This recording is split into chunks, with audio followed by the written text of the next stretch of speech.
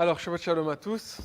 On est réunis en ce jour de Shabbat pour partager ensemble la 49e paracha de l'année qui s'intitule Ki Tetsé, quand tu sortiras. Alors, pour ceux qui sont sur Internet ne verront pas la différence, mais on fait une diffusion parce que nous ne sommes pas présents de corps, mais on est avec vous de tout cœur en tout cas. Donc, cette paracha a été enregistrée et on va la partager ensemble comme à l'habitude. Donc voilà, avant de commencer, je demanderai à Clara, si elle a envie de prier, de remettre ce moment entre les mains du Seigneur. En te bénissant, Seigneur, et nous te disons merci pour ce jour, Seigneur, que tu as instauré depuis toute éternité. Te demandons, Seigneur, de guider cette paracha, que tu puisses vraiment mettre les mots dans la bouche de Lucas, Seigneur, et que tu puisses nous enseigner à travers lui, et que ton esprit, Seigneur, soit sur lui, Seigneur. Nous te remercions. Nous te prions aussi pour tous ceux qui sont derrière leur écran, Seigneur, qui regardent pour l'instant cette paracha. Nous te demandons, Seigneur, que tu puisses les bénir abondamment. Dans le nom tout-puissant de ton Fils, Yeshua Mashiach. Amen. Amen. Alors, cette paracha, elle a été assez particulière pour moi à préparer, parce que d'habitude, je lis donc les textes, comme chaque semaine. On prend des notes, et avec ça, j'essaye de trouver un fil conducteur dans les thèmes. Ici, après avoir fini de prendre toutes les notes, j'avais mais aucune idée de ce qu'on allait pouvoir parler. D'habitude, j'ai toujours une bonne page et demie de notes libres, et là, j'avais un ticket de train, quoi. Vraiment, je n'avais pas grand-chose. Et puis, j'ai vraiment remis ça entre les mains de Dieu. Je me suis dit, Seigneur, là, vraiment, j'y arriverai pas. Et je dis, la paracha, je ne sais pas qu'est-ce qu'on va faire. Et puis finalement, juste un mot, pour moi vraiment c'est Dieu qui me l'a donné, m'a vraiment amené à trouver un fil conducteur dans toute cette paracha. Et c'est vraiment ça que je voulais vous partager. Ça a pris beaucoup d'ampleur et je ne m'y attendais pas du tout. Et finalement, ce dont on va parler est une grande histoire d'amour. Alors, je ne sais pas, j'espère que vous aimez beaucoup les histoires d'amour, parce que c'est une grande histoire d'amour entre Dieu et son peuple, entre l'époux et l'épouse, entre Yeshua et ses fidèles. Et donc pour ça, ici, on est vraiment dans une partie de la Torah où on va vraiment avoir beaucoup de lois, des lois qui parlent d'un peu tous les sujets de la vie. Et c'est quand même très intéressant, il y a des principes très importants pour nous comprendre comment vivre notre vie aujourd'hui, notre foi d'aujourd'hui. Et vraiment, je me suis arrêté sur donc, cette histoire de femme, d'une femme pure, d'une femme adultère, d'une femme... Et j'ai essayé de lier tout ça. Alors on va lire quelques passages ensemble. Je ne vais pas tous les lire, mais en tout cas j'en ai déjà fait des bons résumés. Alors, mais un que je vais lire, par contre, c'est déjà le premier.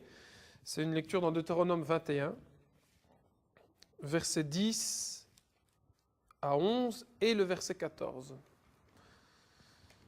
Alors, lorsque tu sortiras pour attaquer tes ennemis, si l'Éternel les livre entre tes mains et que tu leur fasses des prisonniers, peut-être que tu verras parmi les captives une belle femme, que tu t'attacheras à elle et que tu la prendras pour femme. Ça c'est donc verset 10 et 11, verset 14. Si elle cesse de te plaire, tu la laisseras aller où elle voudra, tu ne pourras pas la vendre pour de l'argent, ni la réduire en esclavage, parce que tu auras eu des rapports conjugaux avec elle.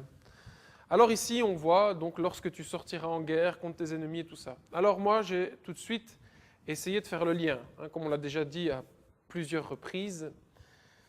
La loi de Moïse nous parle au sujet de Jésus, de Yeshua. Donc, je me suis dit, il y a une histoire d'un homme qui un jour va sortir pour aller faire la guerre à ses ennemis. Alors, je me suis rendu compte qu'effectivement, on a aussi élucidé la semaine passée que celui qui revenait pour faire la guerre ne s'appelait pas le salut, donc ne s'appelait pas Jésus, ne s'appelait pas Yeshua. Il portera un autre nom. Et c'est par contre, on parle bien de la même personne. Mais cet homme de guerre, quand il viendra, il va sortir du tabernacle qui est dans les lieux célestes Donc pour l'instant, il est haut sacrificateur, assis à la droite de son Père. Il va sortir comme un guerrier et il va venir sur la terre pour éliminer ses ennemis. Parmi les nations, forcément, parce qu'il ne va pas, dans son peuple, il va éliminer les rebelles, s'il y a des rebelles dans son peuple, mais on ne peut pas parler d'ennemis au sein d'un même peuple. Par contre, on peut parler de rebelles, et il faut vraiment réaliser que parmi les nations, il va détruire les ennemis. Mais parmi ces nations, pour moi, ce texte il nous dit qu'il y aura une épouse, une belle femme qui sera son épouse, parce que parmi ces nations, cette femme qui sera faite captive sera en fait une femme qui attendait le retour pour être libérée. Et cette femme, elle aura attendu la venue du libérateur, la venue du Messie. Et donc ici, pour moi, c'est l'image de l'épouse de l'Éternel qui est encore parmi les nations. Alors, clairement, cette épouse qui est parmi les nations, qui ne va pas être détruite, ne fait pas partie des ennemis. Parce que si elle ferait partie des ennemis, elle aurait été détruite avec les ennemis. Donc ici, on fait une distinction entre l'ennemi qu'on va anéantir et peut-être que tu verras parmi les captives une belle femme, que tu t'attacheras à elle et que tu la prendras pour femme. Alors pour moi, parmi les nations, il y a cette épouse du Mashiach. Alors au verset 14, on nous dit ceci, « Si elle cesse de te plaire, tu la laisseras aller où elle voudra et tu ne pourras pas la vendre pour de l'argent. » Alors, à un certain moment, on sait déjà qu'il y a eu une histoire de mariage entre Dieu et son peuple, au mont Sinaï. Lors d'études des parachutes précédentes, on a vu que la maison de Jacob, donc je rappelle toujours la descendance physique et la descendance spirituelle, la multitude de nations qui étaient montées au désert avec eux, était l'épouse du Messie présent au mont Sinaï pour signer un contrat de mariage. Alors, ils ont fait ce contrat de mariage. Et je me suis posé la question, est-ce qu'à un certain moment donné, cette épouse a cessé de plaire au Messie? Et la réponse que j'ai trouvée d'après certains textes bibliques est que je pense qu'à un certain moment, effectivement, elle s'est comportée d'une manière qu'il ne lui a pas plu. Alors, dire pour autant qu'elle a cessé de lui plaire totalement au point où il voulait s'en débarrasser, je n'irai pas jusque-là, mais clairement, le veau d'or, par exemple, rien que cet épisode-là, on peut voir que c'est des choses qui ont été en horreur à l'Éternel. Et quelle a été l'attitude de Dieu vis-à-vis de ce comportement infidèle de son épouse? C'est il l'a laissé aller. Et un jour, plus tard, alors je fais un survol de l'histoire, ok, bon, finalement, l'histoire au désert, elle continue, ils vont être amenés dans leur terre. Lorsqu'ils vont être dans la terre promise, la terre que Dieu leur a confiée, là-bas, ils vont se livrer encore à de la prostitution, de l'adultère, en adorant des faux dieux. Et puis là, l'Éternel il va dire, ok, si c'est ainsi, vous sortez de mon pays, vous sortez de ma maison, ce qui est logique, quand on se sépare, l'homme chasse sa femme, et il dit, vous serez dispersés sur la surface. Donc vraiment, il l'a laissé sortir. Et il ne l'a pas traitée comme une esclave, il ne l'a pas asservie à lui. Il n'a pas dit, non, t'étais mon épouse, tu m'as trompé, mais c'est rien, maintenant tu vas devenir mon esclave, malgré tout tu vas continuer de me servir. Non, il n'a pas agi avec un cœur de cette manière-là, parce que la loi prescrivait que si elle cesse de te plaire, parce qu'elle a fait quelque chose d'inconvenant, tu la laisseras aller. Alors, ici on a déjà deux indices. Alors, ce qui est étonnant dans cette paracha, c'est que j'ai continué de lire les textes, et ils étaient entrecoupés. Mais un tout petit peu plus loin, au chapitre 22, au verset 13 jusqu'au verset 21, on va encore parler des lois sur la pureté de la vie conjugale. Alors pour que ce soit tout à fait logique, moi j'aurais regroupé tous ces passages sur l'épouse, la pureté, sur la vie conjugale et tout ça, je les ai tous rassemblés au même endroit. Seulement il y a un but précis pour lequel ils n'ont pas été tous mis les uns à la suite des autres, et ça on en parlera un peu plus tard. Mais maintenant on va directement donc passer à ce texte de Deutéronome 22, versets 13 à 21. Alors, je ne vais pas le lire, mais je l'ai synthétisé au maximum. Alors, la pureté conjugale. Si une épouse qui sera pure et sans tache, sera trouvée vierge par son époux, alors elle aura la vie. Si elle est trouvée impure, et donc pas vierge, par l'époux qui va prendre sa femme pour épouse, alors elle sera lapidée. Ça, c'est le jugement. Alors, maintenant, ici, tout de suite, je vais déjà faire un lien, et on le refera plus tard. Je vais vraiment spécifier par ce résumé que j'ai fait, que dans notre ancienne condition, c'est-à-dire on vient au monde et on est mauvais, comme elle le dit déjà la parole de Dieu, dès notre plus jeune âge, parce qu'on est dans une chair corruptible, on est mauvais, on est impur.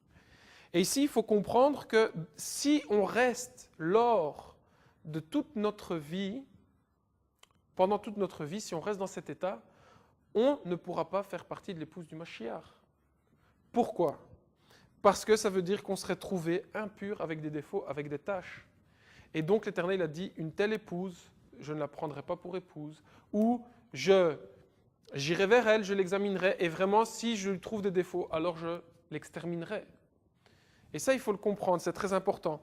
Donc, dans notre ancienne condition, dans la condition d'homme corrompu, on ne peut pas être pris pour épouse par le Messie. Maintenant, si on est trouvé pur, sans tache, vierge, alors il peut nous prendre pour épouse. Et là, je vous définis un peu naître de nouveau. On est dans une certaine condition, et puis il dit vous devez naître de nouveau, c'est-à-dire devenir pur, sans tache, sans défaut. Et là, on est des épouses qui sont considérées comme vierges aux yeux du Messie. Bien évidemment, tout ça, ce sont des métaphores. Tantôt, on dit qu'on est le peuple de Dieu, qu'on est le troupeau de Dieu, qu'on est son épouse. Tout ça, c'est des métaphores, c'est des images pour nous faire comprendre aussi la relation d'amour que Dieu a avec l'homme. Alors, ici, on retient aussi donc ce point. Si l'épouse est pure et sans tache et qu'elle sera trouvée vierge, alors elle aura la vie et le mariage pourra avoir lieu. Si pas, elle sera lapidée.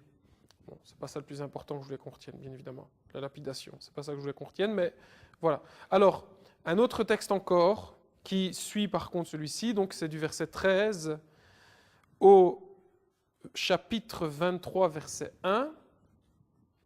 Donc chapitre 22, verset 13, jusqu'au chapitre 23, verset 1. On parle de la femme adultère. Donc je vous lis le verset 22. « Si l'on trouve un homme couché avec une femme mariée, ils mourront tous deux, l'homme qui a couché avec la femme et la femme aussi. Tu extirperas ainsi le mal du milieu d'Israël. » Alors, voilà, je ne lis pas la suite, c'est assez lourd comme lecture, mais je l'ai synthétisé aussi pour qu'on gagne un peu de temps. Si une femme trompe son mari de manière consentante, donc elle voulait commettre cet acte, si une femme trompe son mari de manière consentante, alors l'homme et la femme qui seront trouvés ensemble seront tous les deux tués. Parce que l'épouse s'est volontairement livrée à un autre. Par contre, après, c'est vraiment très technique comme vocabulaire, et j'ai vraiment essayé de résumer au maximum. Si on trouve une femme qui a été prise de force, mais qu'elle ne s'est pas défendue, qu'elle n'a pas crié pour être libérée, donc à la limite qu'elle a été prise de force mais qu'elle s'est laissée faire, alors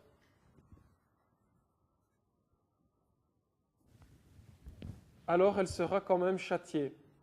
Je vérifie parce que j'ai mis le contraire dans mes notes.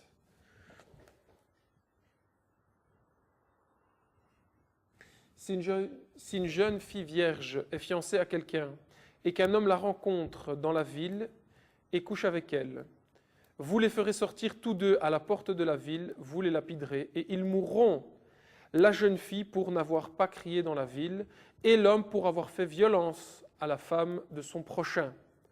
Tu extirperas ainsi le mal du milieu de toi. Donc, ici, clairement, si elle a été prise contre son gré, qu'elle n'a pas crié, qu'elle ne s'est pas défendue, qu'elle n'a pas voulu s'en sortir, alors tous deux seront châtiés.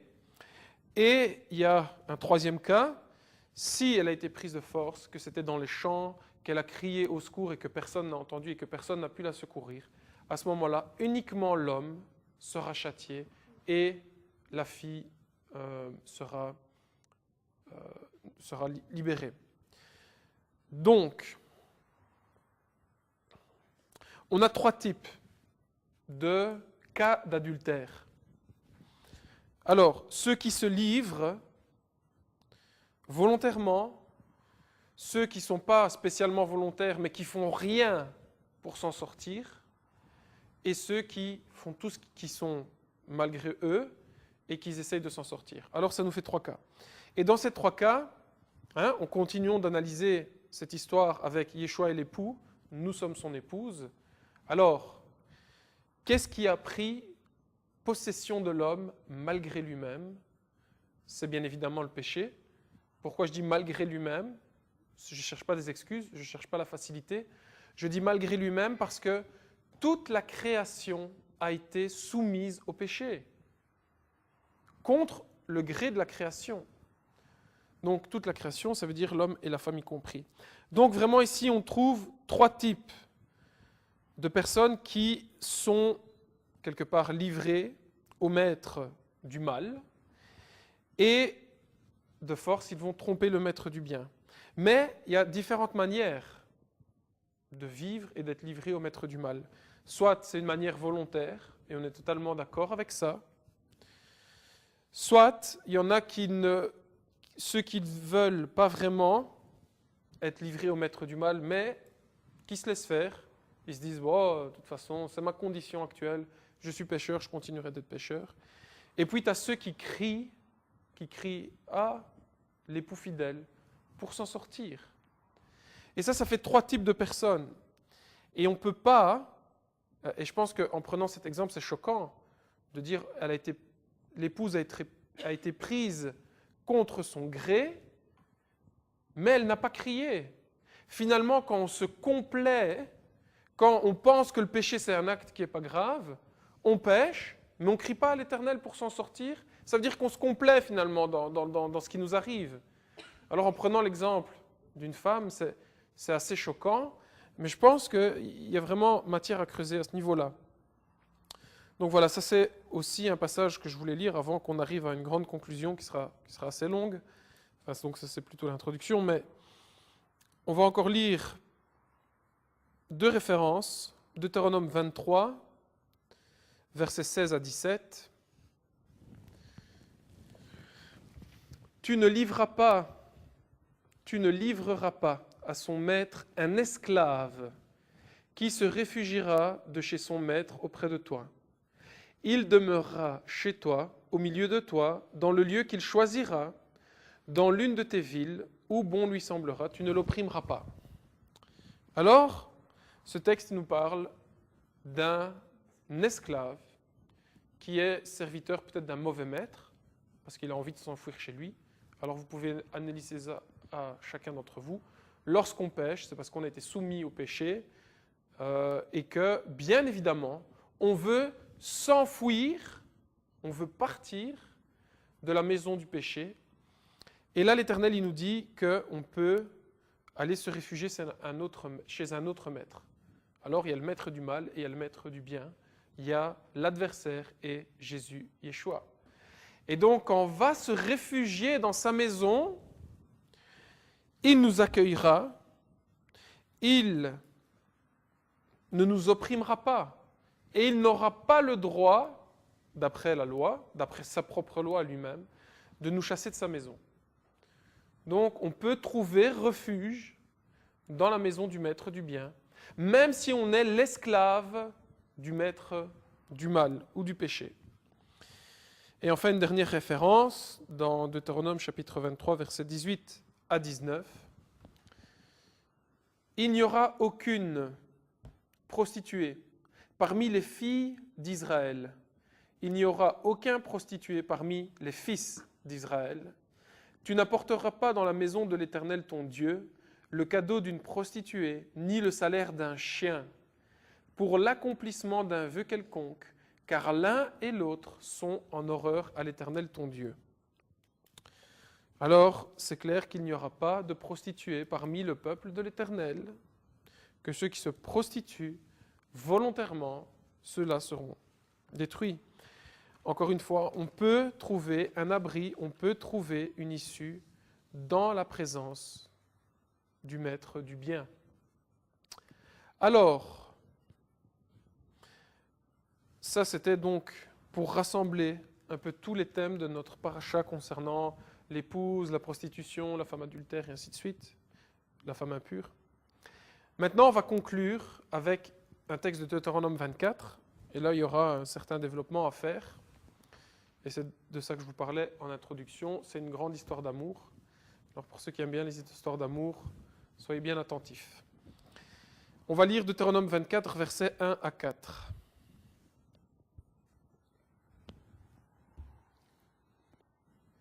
Lorsqu'un homme aura pris et épousé une femme qui viendrait à ne plus obtenir sa faveur parce qu'il aura trouvé en elle quelque chose d'inconvenant, il écrira pour elle une lettre de divorce et après lui avoir remise en main, il la renverra de sa maison.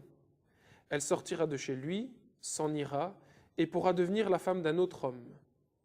Si ce dernier homme cesse de l'aimer, écrit pour elle une lettre de divorce, et après la lui avoir remise en main, la renvoie de sa maison, ou bien si ce dernier homme qui l'a prise pour femme vient à mourir, alors, c'est très important, le premier mari qui l'avait renvoyée ne pourra pas la reprendre pour femme après qu'elle a été souillée, car c'est une horreur devant l'Éternel, et tu ne chargeras pas d'un péché le pays de l'Éternel, ton Dieu, te donne pour héritage.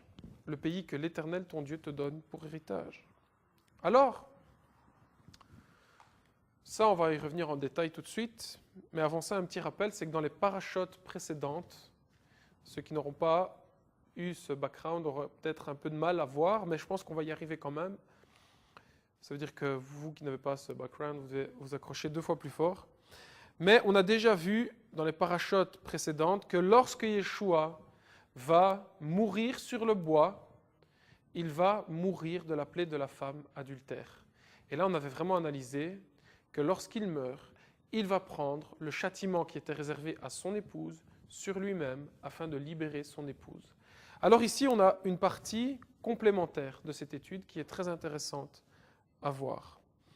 Alors, comme je le disais, lorsque Yeshua est mort sur le bois, il est mort du jugement qui était réservé à une femme qui avait été adultère. Pourquoi ? Parce qu'au mont Sinaï, il a épousé la maison de Jacob, descendance physique d'Abraham, descendance spirituelle d'Abraham, qui était greffée sur la descendance physique.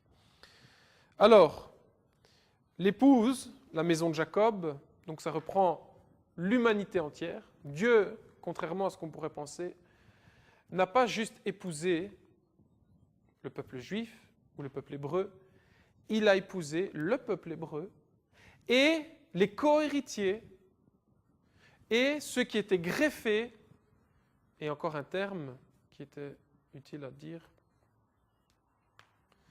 Yeshua a épousé les co-héritiers, ceux qui étaient greffés, les prosélytes, voilà, c'est le mot que je cherchais. Il a épousé donc tout ce peuple au mont Sinaï. Seulement, comme on l'a déjà dit, cette épouse a été infidèle parce qu'elle s'est tournée vers des faux dieux, et non pas uniquement au moment du veau d'or, mais elle a été infidèle, et la loi spécifie la pénalité d'une telle épouse. Normalement, l'Éternel devait... on avait décrit vraiment 10 plaies, l'Éternel devait lui cacher sa face, elle devait boire des eaux amères, et ainsi de suite. On avait décrit 10 plaies que vraiment on a pu analyser à travers le supplice de Yeshua sur la croix. Mais Yeshua étant Echad, Yeshua étant un, avec son épouse, il souffrait lui-même de ce que son épouse souffrait. Donc pendant toutes ces années, avant la avant la mort du Messie sur le bois, Yeshua souffrait de voir son épouse dans un tel état, dans une telle tristesse, dans la dispersion, et ainsi de suite. Elle a été infidèle, mais Yeshua, comme il souffrait lui-même, parce qu'il était réellement un avec son épouse, on va voir comment, à travers sa mort, il a racheté son épouse qui avait été infidèle. Alors, avant de passer à cet acte, je veux dire qui est vraiment le point central de notre paracha, je vais vous demander si ça va, si vous suivez, si c'était toujours clair. Ok? Alors on va y aller. On va revenir sur le passage de Deutéronome 24. Lorsqu'un homme aura pris et épousé une femme, Yeshua qui épouse la maison de Jacob au Sinaï. Ok? Donc ça, c'est de ça que ça nous parle. Qui viendrait à ne plus obtenir sa faveur parce qu'il aura trouvé en elle quelque chose d'inconvenant, de honteux, d'impur. Alors, cette épouse a effectivement plus trouvé la faveur parce qu'il s'est commis un adultère avec le veau d'or. Ensuite, lorsqu'ils étaient dans la terre d'Israël, ils ont quand même continué de se tourner vers des faux dieux. Et ensuite, lorsqu'ils étaient en dehors de la terre d'Israël, parce que l'époux l'avait chassé de sa maison, parmi les nations, lorsqu'ils étaient en dehors de la terre d'Israël, parmi les nations, ils ont continué d'adorer les faux dieux. Donc, effectivement, son épouse a réellement un gros problème d'inconvenabilité vis-à-vis de celui qui est 3 fois saint. Alors, suite de la marche à suivre, il écrit une lettre et la renvoie de sa maison. Donc, je vous disais tout de suite, expulsés de la terre d'Israël, c'est l'image ils ont été expulsés de la maison de Dieu parce que sa maison, il habite en Eretz Israël à travers le tabernacle et ainsi de suite. Alors, cette épouse qui a été chassée de la maison de Dieu, elle a été donc répudiée, bien que le texte prophétique nous dit qu'on me montre la lettre de répudiation si vraiment j'ai divorcé de ma femme. Donc vraiment, il ne l'a jamais réellement abandonnée. Mais enfin, soit, elle a été chassée et elle s'est livrée aux faux dieux. Et pendant la captivité du peuple, la captivité assyrienne et la captivité babylonienne, alors on voit vraiment que, verset 2, elle sortira de chez lui, s'en ira et pourra devenir la femme d'un autre homme. Quand ils ont été dans la captivité assyrienne et babylonienne, ils ont sorti de chez Dieu, c'est un peu bizarre de le dire comme ça, mais c'est comme ça que je vais le dire, et ils ont continué de se livrer aux faux dieux, et donc elle est devenue la femme d'un autre homme ou de faux dieux. Alors, verset 3, si ce dernier homme cesse de l'aimer, donc le deuxième époux, si ce dernier homme cesse de l'aimer, écrit pour elle une lettre de divorce, et après la lui avoir remise en main, la renvoie de sa maison, ou bien si ce dernier homme qui l'a prise pour femme vient à mourir. Mais ça, c'est après. Non, c'est tout de suite. Si ce dernier homme vient à mourir, alors je vais vous poser une question. Est-ce qu'aujourd'hui vous pouvez dire que nous sommes toujours sous l'esclavage de l'empire babylonien? Ou est-ce qu'on est toujours sous l'esclavage de l'empire assyrien? Ou bien est-ce que c'est tout simplement 2 empires qui ont disparu et qui ne sont plus? Je vous laisse réfléchir.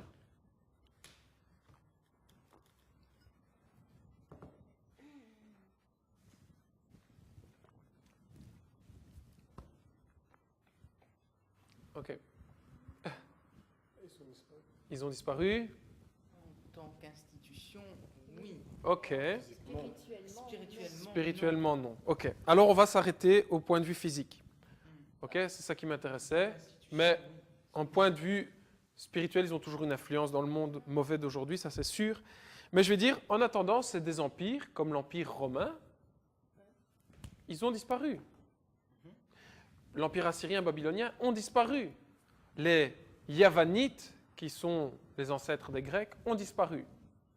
Okay, même s'il y a toujours des Grecs aujourd'hui. Enfin, soit. Mais on va dire physiquement, ces empires ont cessé. Donc, physiquement, l'épouse, même si elle est toujours sous l'emprise de son époux qui est mort, à travers l'éducation qu'il lui a donnée, son époux physique est mort, l'empire babylonien. Et qu'est-ce qu'on nous dit au verset 4 ? Alors, le premier mari, qui est le premier mari pour voir si on a bien suivi l'histoire ? Qui est le premier mari de la maison de Jacob ? Yeshua. Qui était son deuxième mari ? Non.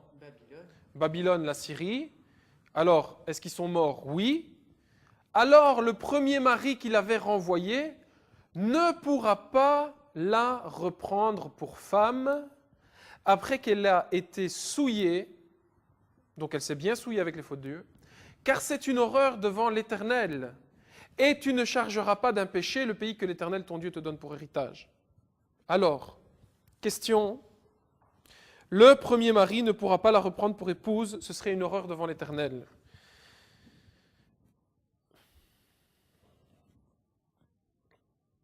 Question, est-ce que Yeshua pêche ? Non, hors de question. Alors on a un problème, parce que la maison de Jacob qui a été rejetée sont les 70 nations qui sont présentes symboliquement et même physiquement, et la descendance physique.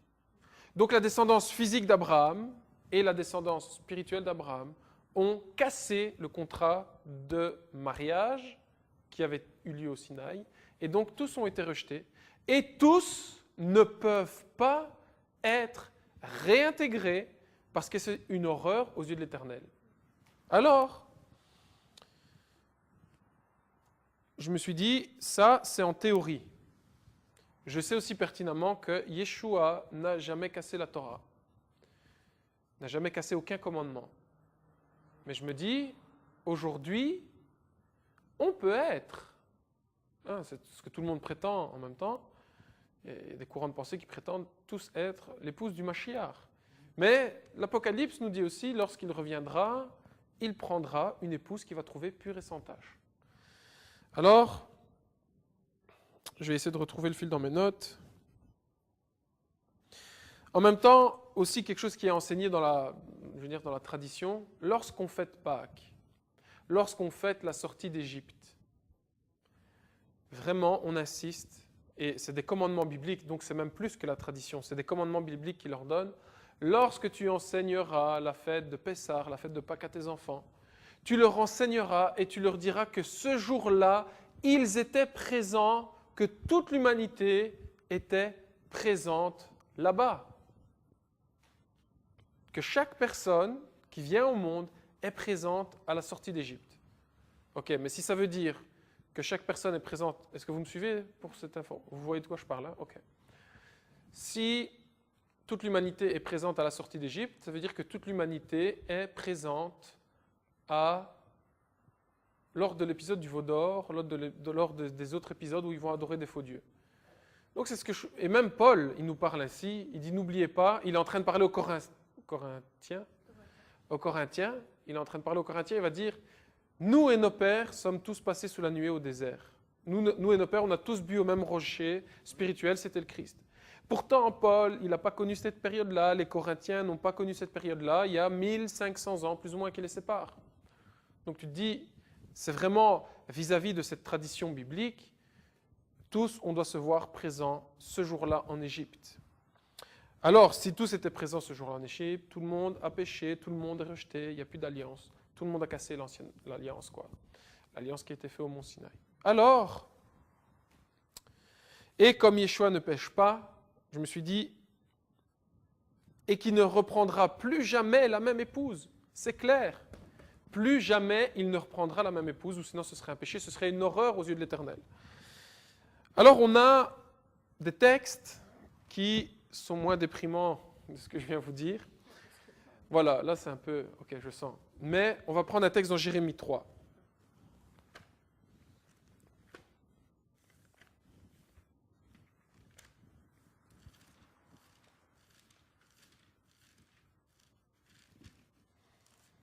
Jérémie 3, et je vais lire le verset 1.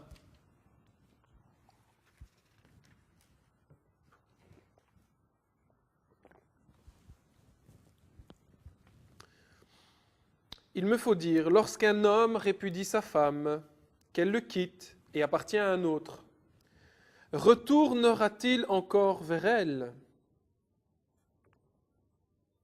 Et dans le grec, j'ai une deuxième traduction, retournera-t-elle encore vers lui? Peu importe le sens. Ce pays n'en serait-il pas complètement souillé? Alors on a vu qu'effectivement c'est le cas d'après la loi de l'Éternel, le pays en est souillé.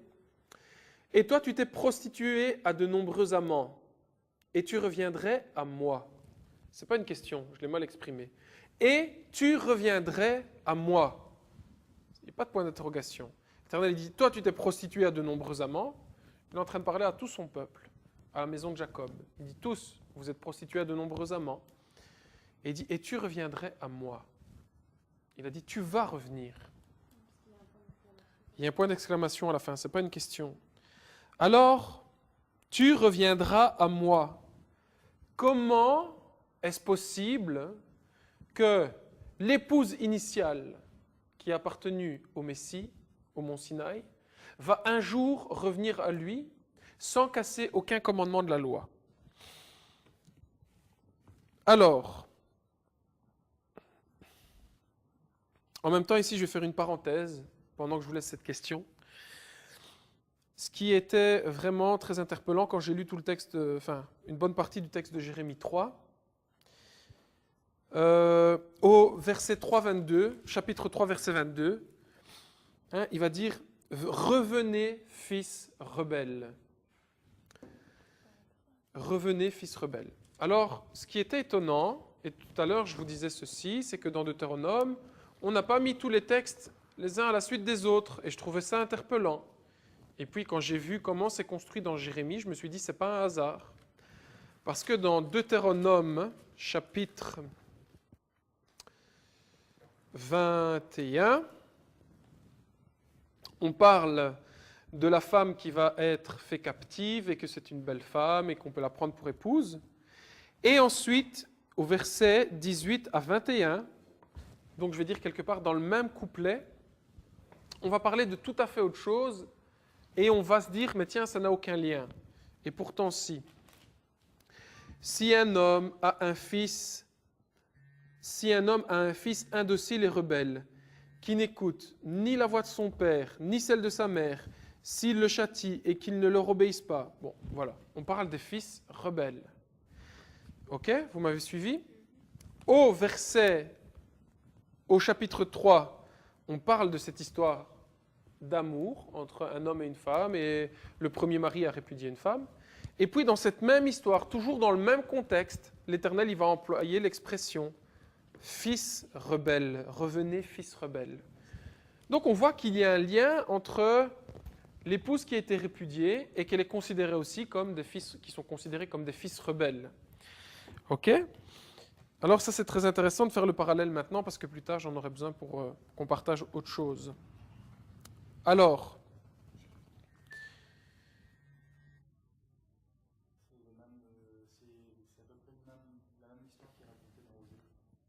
c'est à peu près la même histoire qui est racontée dans Osée. Tout à fait, Osée, elle est vraiment le livre qui va nous raconter l'histoire de la prostituée et de l'époux, et qui un jour, ils reviendront et ils seront appelés fils du Dieu vivant. Alors, c'est vraiment en mettre en parallèle avec cette histoire, et l'issue est la même dans le livre d'Osée. Et justement, c'est de voir, et je reviens à cette question que je vous ai posée tout à l'heure, tu reviendras à moi, c'est une affirmation de la part de Dieu. Alors, comment est-ce possible ? Alors, la réponse est que l'époux, Yeshua, est dans une situation où la manière de racheter son épouse qui a été adultère, qui s'est mariée à d'autres dieux, et que Yeshua, en reprenant cette épouse, il ne va pas violer son alliance, la seule solution il ne veut pas casser la loi de Dieu, la seule solution était de mourir lui-même. Il a donné sa vie pour elle. Exactement. Alors, pourquoi? Vous allez me dire par quel Par quel hasard? Ok, c'est bien beau, il aime sa femme qui le trompe, il dit non, j'ai pas envie que c'est elle qui meure, donc c'est moi qui vais mourir. Mais pourquoi c'était important que ce soit le mari et non pas la femme qui meurt? Parce qu'il y a des... Paul va nous parler d'une loi de mariage, et on va tout à l'heure le lire dans Romains, mais il faut savoir que la mort de l'époux met fin à l'obligation des vœux originaux, j'ai du mal, des vœux originaux qui ont été faits au moment du mariage. Je me reprends. La mort met fin à l'obligation des vœux originaux qui sont faits au moment du mariage. Donc, mariage, époux, femme, je te promets fidélité, blablabla. Blablabla. Quand un des deux parties n'est plus, voilà, ces vœux, ils sont rompus, ils sont cassés. Alors, maintenant, je vous disais, c'était important que ce soit l'homme, et on va lire Romains, chapitre 7.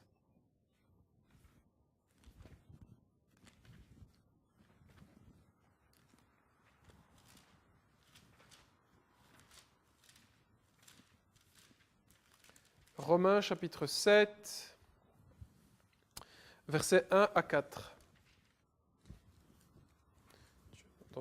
Dans le livre des Actes, ça n'ira pas.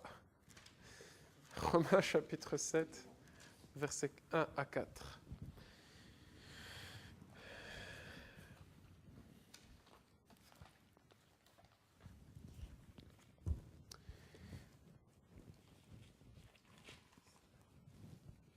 Alors, de manière générale, les explications qu'on trouve de ce passage dans les commentaires est que le chrétien est libéré de la loi. Alors, c'est l'intitulé que j'ai dans ma Bible et c'est la vérité. Ces commentaires ne se trompent pas quand ils disent que le chrétien est libéré de la loi. Seulement maintenant, nous, avec un manque de connaissances et ainsi de suite, on en a fait une très mauvaise interprétation. Okay? C'est comme si maintenant, on n'était plus obligé de respecter et d'honorer nos parents, c'est comme si on n'était plus obligé de ne pas voler, c'est comme si on n'était plus obligé de ne pas mentir, alors vous voyez tout de suite que ça ne tient pas la route. Par contre, on va vraiment expliquer comment le chrétien est libéré de la loi. Paul commence comme ceci. « Ignorez-vous, frères, je parle à des gens qui connaissent la loi. » Il parle des lois matrimoniales. Il parle des lois du mariage. Il ne parle pas des 613 commandements. Il ne parle pas de toute la loi de Dieu. Il ne parle pas des 10 commandements, par exemple. On va tout de suite le découvrir qu'on parle des lois matrimoniales parce que c'est la suite du verset. « Que la loi régit l'homme aussi longtemps qu'il vit. » Toujours dans le même contexte. « Ainsi, une femme mariée est liée par la loi du mariage, est liée par la loi du mariage, c'est moi qui rajoute du mariage, mais c'est dans le contexte en tout cas. Ainsi, une femme mariée est liée par la loi à son mari tant qu'il est vivant. Mais si le mari meurt, elle est dégagée de la loi qui la liait à son mari. Et dégager de cette loi, c'est dégager des vœux du mariage. Et quand l'Éternel a demandé au peuple qui était présent au mont Sinaï, donc je vous rappelle la maison de Jacob, il va dire ceci, il va dire, est-ce que vous voulez être mon peuple? Est-ce que vous voulez m'appartenir en propre? Est-ce que vous voulez marcher toute votre vie à mes côtés? Ils ont dit oui. Dis-nous tout ce que tu voudras, dis-nous tout ce que tu voudras, et on fera. Et ça, c'est l'image du mariage. C'est comme si un homme allait vers son épouse et lui dit « Est-ce que tu veux être ma femme? » « Oui, je le veux. » « Ok, si tu veux être ma femme, il faudra que tu accomplisses cette tâche, que tu élèves mes enfants avec sagesse, que tu les chérisses, qu'ils aient toujours de quoi manger, que patati que patata. » Et puis l'homme, il va mettre ses clauses dans le contrat de mariage. Et le don de la loi, c'est réellement ce contrat de mariage entre Dieu et les hommes. Alors, verset 3. Je reprends la fin. Donc, mais si le mari meurt, alors le mari c'est Yeshua, elle est dégagée de la loi qui l'a liée à son mari. Alors, verset 3 maintenant. Si donc du vivant de son mari, Yeshua qui n'est pas encore mort sur le bois. Elle devient la femme d'un autre homme. Elle devient la femme de faux dieu. C'est ce qu'on a décrit déjà tout à l'heure. Elle sera appelée adultère. Donc, elle est bien constatée adultère. Mais si le mari meurt, quand est-ce que l'époux est mort du châtiment de la femme adultère? Lorsqu'il est mort sur le bois, sur la croix. Mais si le mari meurt, elle est libérée de la loi. Elle n'est donc pas adultère. Elle n'est donc pas adultère en devenant la femme d'un autre. Alors ici, je vais expliquer quelque chose. Elle n'est donc pas adultère en devenant la femme d'un autre. Et ce mot, la femme d'un autre, m'a vraiment beaucoup interpellé. Parce que quand Yeshua va ressusciter, on va dire qu'il est revenu comme un autre homme, comme un nouvel homme. Et donc, ensuite, maintenant, dans tout ce contexte, on peut comprendre le verset 4. De même, mes frères, vous aussi, vous êtes morts à l'égard de la loi. De quelle loi? De la loi des vœux du premier mariage. Parce que sinon, malgré la mort et la résurrection du Messie, on resterait adultère. Mais parce que le mari est mort, son épouse est dégagée de la loi du premier mariage, c'est-à-dire des vœux qui ont été faits du premier mariage. Alors, vous êtes morts à l'égard de la loi par le corps du Christ pour appartenir à un autre, à celui qui est ressuscité d'entre les morts. En plus, je le dis comme ça par hasard, c'est vraiment la suite du texte. Pour appartenir à un autre, quel autre? À celui qui est ressuscité d'entre les morts, afin que nous portions des fruits pour Dieu. Alors, ne me comprenez pas mal. Je ne suis pas en train de dire on est mort à l'égard de la loi qui a été donnée au mont Sinaï. On ne parle pas de toute la loi, je l'ai bien spécifié au début du verset 1. On parle de loi du mariage. Et justement, ici, on comprend que nous-mêmes, c'est une expression très importante, vous aussi, vous êtes morts à l'égard de la loi par le corps de Mashiach. Donc, c'est par sa mort qu'il nous a libérés en tant que femmes adultères. S'il ne serait pas mort, on serait encore aujourd'hui une épouse adultère qu'il ne pourrait pas reprendre pour épouse lors de son retour parce que c'est un péché aux yeux de l'Éternel. Et donc ici, il faut bien comprendre que... Je vais essayer de retrouver... Voilà. Yeshua, en mourant sur la croix, c'est par sa mort qu'il a pu sceller, et là vous allez mieux comprendre le terme nouvelle alliance, c'est par sa mort qu'il a pu sceller une nouvelle alliance, un nouveau mariage, car l'époux a été par sa mort libéré de ses vœux originaux. Donc les vœux de l'ancienne alliance, l'époux en a été libéré par sa mort. C'est pour ça c'est même pas une question de choix, c'est même pas... Il y a une nouvelle alliance qui est faisable parce que l'époux de l'ancienne alliance est mort, mais il est ressuscité. Alors c'est pour ça qu'on parle d'une nouvelle alliance. Et en dehors de cette alliance-là, il n'y en a pas d'autre. Parce que l'époux de l'ancienne alliance est mort et il est ressuscité comme un nouvel homme. Et ce nouvel homme veut sceller une nouvelle alliance avec une épouse. Mais le paradoxe dans cette histoire, c'est que si Yeshua s'était juste contenté de répudier via une lettre de divorce sa femme, il aurait pu avoir une autre épouse. Il aurait très bien pu dire, vous, la maison de Jacob, vous avez été infidèle, je vous répudie, je vous renvoie dans la maison de votre père. En gros, je vous renvoie en Égypte. Et moi, je vais essayer de trouver un autre peuple qui voudra bien marcher à ma suite et qui va m'être fidèle. En gros, ça n'a pas marché avec vous, je vais essayer que ça marche avec une autre. Alors, il faut savoir que ces lois, Paul il va dire, elles ont été données pour la dureté de vos cœurs. Alors, est-ce que Yeshua a un cœur qui est dur?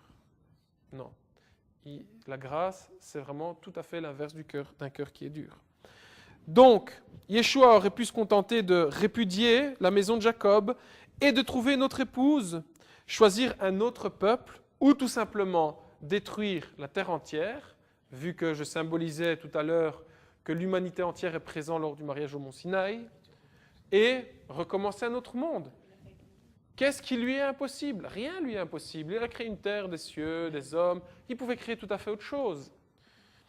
Alors, seulement, il n'en a pas été ainsi, parce que réellement, dans un amour incompréhensible, on ne peut pas comprendre. On ne peut pas comprendre la mesure de ce qu'il a fait pour nous. On ne peut pas comprendre la conception. On ne peut pas comprendre sa grâce. On ne peut pas comprendre son intelligence pour prendre une décision comme ça. Dans son amour incompréhensible, il a pris le châtiment qui était réservé à sa femme, donc à nous-mêmes, pour nous libérer de nos obligations. Et lui étant mort et ressuscité, il n'en entend pas moins de sa nouvelle épouse. Il n'attend pas moins de sa nouvelle épouse qu'elle soit morte et ressuscitée. Seulement, comme je vous le disais, ce sont les mêmes personnes. On parle toujours de la maison de Jacob. Jérémie nous disait « Mais tu reviendras et je te reprendrai ». Alors, les mêmes personnes vont épouser le Messie, mais eux-mêmes vont devoir mourir et ressusciter, non pas de manière physique, mais de manière spirituelle. C'est-à-dire qu'il faut naître de nouveau. Ok? Vous comprenez l'expression, vous voyez un peu plus loin? Alors, il faut changer radicalement de condition en tant qu'humain. On n'est pas des hommes et des femmes qui se trouvent au mont Sinaï. Cette nature-là doit mourir. Cette nature qui va vers des faux dieux, cette nature qui aime le péché, doit mourir. C'est pour ça que Paul dit, nous savons que notre vieil homme a été crucifié. Et c'est là où je voulais en venir. Exactement, non mais tu fais bien de le citer, ça ne me dérange pas du tout. Alors, il faut radicalement changer de condition par rapport à comment nous étions au mont Sinaï, parce qu'il faut qu'on meure à nous-mêmes. Alors, toutes ces expressions de Paul, elles prennent un certain sens. Comment mourir à soi-même? Dans la repentance, on devient une épouse ressuscitée, parce que la repentance, quel est son but? Qu'est-ce qui se passe physiquement? La chair habite dans notre péché. La chair qui veut nous attirer vers des faux dieux, que ce soit l'argent, que ce soit le jeu, que ce soit la drogue, que ce soit la pornographie, que ce soit n'importe quel faux dieu que vous avez envie, la chair, elle veut nous attirer vers ces faux dieux-là. Mais, quel est le but de l'Esprit Saint? C'est de faire mourir cette chair. C'est pour ça qu'on ne doit avoir aucun doute dans le fait qu'on est baptisé du Saint-Esprit. Yeshua l'a envoyé sur la terre. À tous ceux qui ont accepté Yeshua, l'Esprit Saint leur a été donné. Après, nous, on peut complètement l'attrister, le détruire en nous-mêmes et laisser place à la chair. Ou alors, on peut vraiment crier, même si on est dans les champs, qu'on n'est pas dans la ville, et qu'on est pris de force par le péché, on doit crier de toutes nos forces pour que quelqu'un nous entende et vienne nous libérer. La seule personne qui peut vous entendre et qui peut venir vous libérer, c'est Yeshua quand il vient vivre en vous. Alors vous comprenez toutes ces lois qui sont un peu bizarres dans la Bible, je ne vous le cache pas, elles ont vraiment un sens très profond. Et de cette manière, lorsque la chair est tombée, lorsque l'esprit a pris vie, alors on est une épouse. On est une jeune femme qui est vierge et pure. On va continuer, mais Alex a besoin.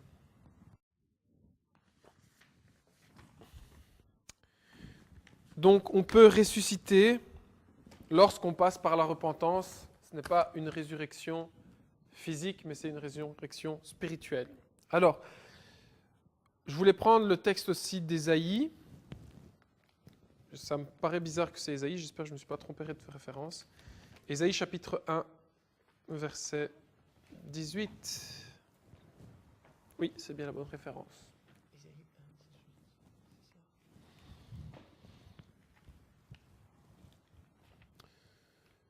Venez donc et plaidons. Venez donc et plaidons, dit l'Éternel. Si vos péchés sont comme le cramoisi, péché qui peut être associé à l'infidélité maritale, adultère, impureté, conjugale et ainsi de suite, ils deviendront blancs comme la neige. Le blanc est le symbole de la virginité. D'ailleurs, on a une tradition, on ne sait pas d'où elle vient, mais à mon avis, elle doit être vieille. Quand une vierge se marie, elle a le droit pour son mariage de porter une robe de couleur. Voilà, on a fêté le mariage de Joël et Clara, maintenant ça remonte déjà à 1 an. Mais je veux dire, elle était habillée en blanc parce que, voilà, elle avait le droit. Ma femme est habillée en blanc parce qu'elle avait le droit. Et je vais dire, quelquefois, on voit des mariés qui sont en gris, qui sont en noir, qui sont en rouge, en cramoisi, en bleu, parce qu'elles ne sont pas vierges. Pour un deuxième mariage, ça arrive, qu'il y ait un remariage, et ça arrive à ce moment-là, elle ne s'habille pas en blanc. Alors pour moi, vraiment, ce passage, il fait vraiment allusion à ça. Venez donc et plaidons, dit l'Éternel, si vos péchés sont comme le cramoisi, péché qui est associé à l'infidélité maritale, ils deviendront blancs comme la neige, la virginité, la robe blanche. En lui, en Yeshua, par l'acte qu'il a fait pour nous sur le bois, on peut avoir ce statut d'être vierge pure et avoir une robe blanche. D'ailleurs, je n'ai pas pris tous ces textes, mais dans l'Apocalypse, on fait allusion qu'elle était vêtue de fin lin blanc, qu'elle s'était parée pour son époux, et ainsi de suite. Donc on voit vraiment que ça colle au texte depuis la Genèse jusqu'à l'Apocalypse. Alors, la repentance, la mort à soi-même, donc s'il y a une mort, mourir à soi-même, mourir à sa chair, c'est une expression que Paul emploie beaucoup. S'il y a une mort, il y a une résurrection. Je voudrais qu'on prenne le texte de Romains 6.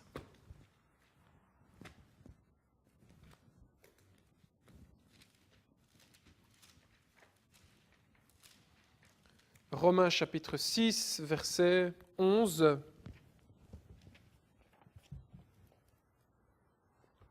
Ainsi vous-même, considérez-vous comme morts au péché et comme vivants pour Dieu en Christ Jésus.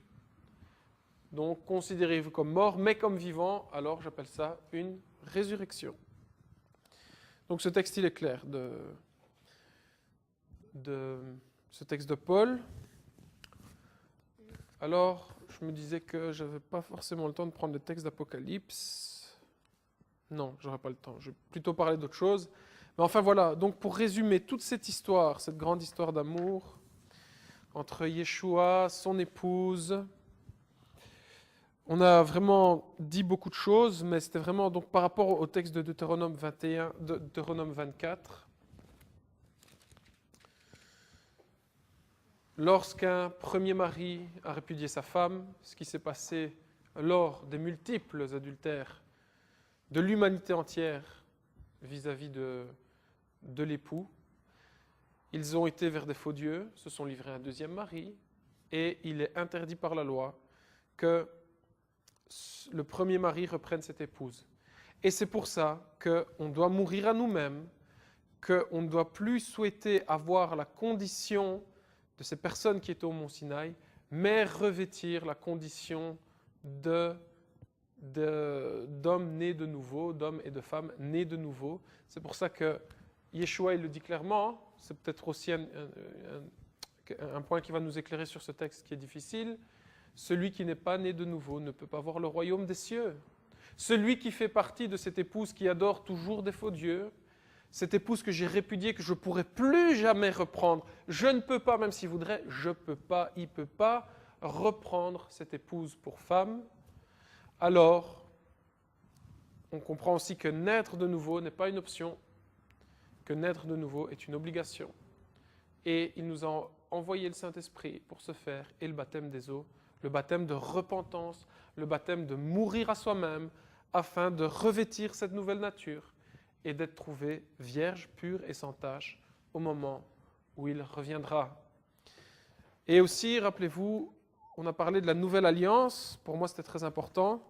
Parce que vraiment, à travers cette histoire de mariage, le premier mariage, second mariage, on peut vraiment comprendre pourquoi la nouvelle alliance est inévitable. Quand deux personnes se sont séparées, si elles ne se remarient pas, elles ne seront plus jamais mariées de leur vie. Et le but de la création, c'est justement pour que le Fils, donc Yeshua, ait une épouse et qu'ils vivent heureux ensemble sur la terre. Donc voilà, on a vraiment... je vous disais que cette paracha ne me parlait pas du tout, mais je remercie vraiment Dieu parce que j'aurais jamais pu, aussi sur l'exhortation d'un frère que je dois vraiment spécifier, un frère qui m'a vraiment exhorté à ce sujet. C'était vraiment finalement très important pour nous de comprendre cela. Mais n'imaginez pas que ça s'arrête juste avec ça, parce que tantôt je vous disais, dans les textes, et on a parlé du fils rebelle, et c'est là-dessus que je vais revenir. Dans les textes, je vous ai dit, c'est un peu méli-mélo. De temps en temps, on parle de la femme qu'on va trouver, qu'on va faire une femme captive parmi nos ennemis, et qu'on peut l'épouser. Puis on parle du fils, de l'héritage, des cadavres qui sont pendus, des animaux ou les objets qui sont égarés. Et puis on va revenir sur les lois de la pureté de la vie conjugale. Je me suis dit, pourquoi tout est méli-mélo? Ça veut dire que Dieu veut attirer notre attention sur quelque chose. Et ce quelque chose, pour moi, il y a aussi une explication. Dans les cadavres des pendus, dans les cadavres de ceux qui sont pendus. Alors, on va lire ce passage de Deutéronome 21, versets 22 à 23. « Si l'on fait mourir un homme coupable d'un péché passible de mort, et que tu l'aies pendu à un bois, son cadavre ne passera pas la nuit sur le bois, mais tu l'enseveliras le jour même. Car celui qui est pendu est un objet de malédiction auprès de Dieu, et tu ne souilleras pas le territoire de l'Éternel ton Dieu. Je vais y arriver. Et tu ne souilleras pas le territoire que l'Éternel ton Dieu te donne pour héritage.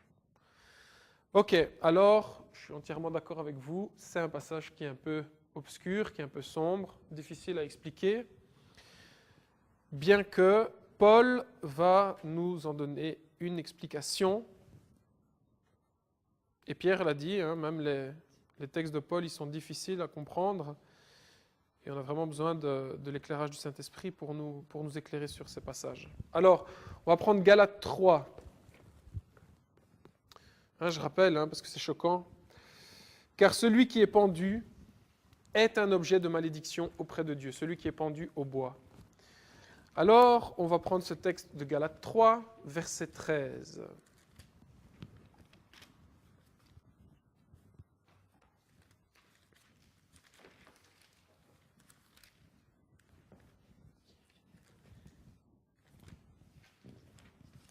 Galates 3, verset 13.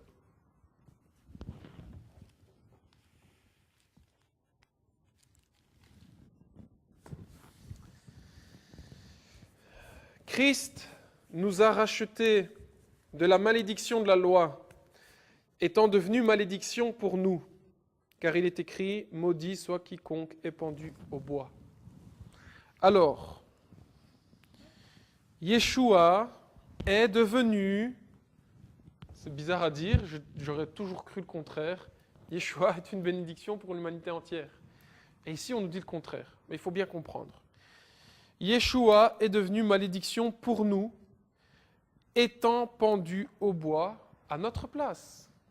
Alors, dans certaines Bibles, ce passage s'intitule « La loi entraîne une malédiction ». Et quand on dit la loi, ce n'est pas toujours correct. C'est la désobéissance à la loi entraîne une malédiction. Je prends toujours cet exemple, je le recite. « Honore ton père et ta mère. Celui qui ne fait pas ça, son sang retombera sur lui. » C'est une malédiction, c'est écrit, c'est prescrit par la loi. Donc il faut comprendre que la désobéissance au commandement engendre une malédiction. Alors, au premier abord, juste en prenant ce verset et en le tirant de son contexte, on pourrait en conclure que la loi est une malédiction et que, de ce fait, nous ne devrions pas nous embarrasser d'une telle chose. On ne devrait pas se mettre nous-mêmes sous la malédiction en gardant la loi. Alors, hérésie, bien évidemment, parce que maintenant, on va relire ce passage dans son contexte. On va commencer... attendez, quand je dis contexte, c'est contexte restreint. Pour avoir tout le contexte, il faut lire tout Galates. Donc, mais je vais prendre quelques versets plus tôt. Et déjà voir qu'à travers ce contexte, l'interprétation hérétique que je viens d'en faire ne tient pas la route. Verset 10 jusqu'au verset 14. Et puis, bien évidemment, le point important n'est pas le point important est de comprendre la malédiction, pas la version hérétique qu'on peut faire de ce passage. Hein. Ça perd du temps si on fait ça, mais on va vraiment essayer de chercher plus loin. Verset 10 jusqu'au verset 14. Tous ceux, en effet, qui dépendent des œuvres de la loi sont sous la malédiction, car il est écrit « Maudit soit quiconque n'observe pas tout ce qui est écrit dans le livre de la loi pour le mettre en pratique, et que nul ne soit justifié devant Dieu par la loi. Cela est évident, puisque le juste vivra par la foi. Or, la loi ne provient pas de la foi, mais elle dit « Celui qui mettra ces choses en pratique vivra par elles ». Citation de Lévitique 18, verset 5.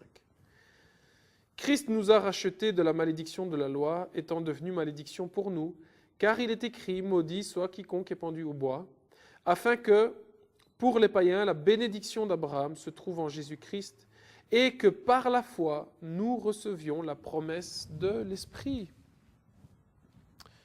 Alors, on voit au verset 10, 11 et verset 10 et 11 qu'on parle qu'il est question de justification et qu'il est question de justification et de vie.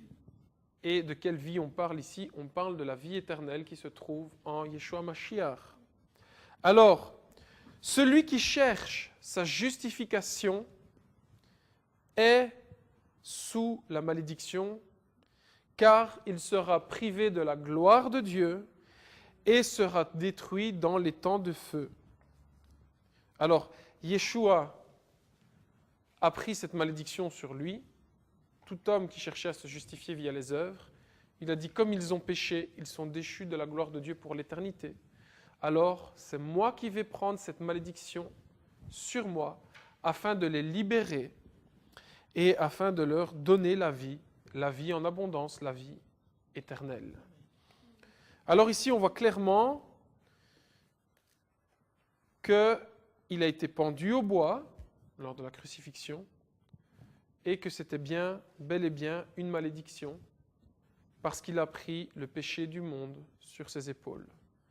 Mais pour nous, c'est une grande bénédiction, c'est l'œuvre rédemptrice qui nous épargnera la destruction éternelle. Alors je trouvais ce passage de Galates assez sombre, hein. Plusieurs fois je l'ai lu, je n'ai jamais compris. En voyant ce qui a été prescrit par la loi, et on voit une fois de plus à quel point Yeshua a accompli la Torah.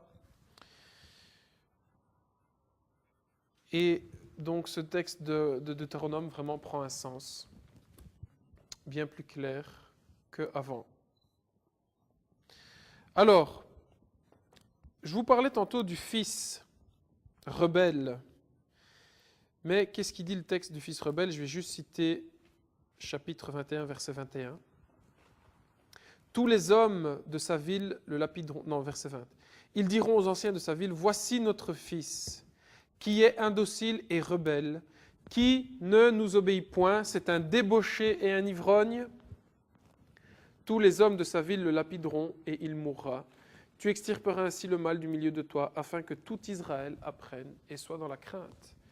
Et juste après, l'histoire de cette épouse qui a été trouvée parmi les nations, l'histoire de ce fils rebelle, on a vu dans le texte de Jérémie qu'ils étaient vraiment liés ensemble. On parle de ce cadavre qui est pendu au bois.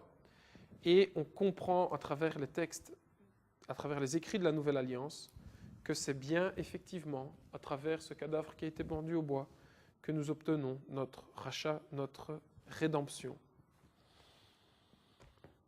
Alors, un principe pour moi qui est très important et que j'aimerais vous partager aujourd'hui, c'est un tout petit commandement et on n'y attache pas beaucoup d'importance. Parfois on ne le comprend même pas. Enfin oui, on le comprend juste au sens physique, mais il y a un sens spirituel profond à ce passage. Alors je vous propose de prendre le texte Deutéronome chapitre 25.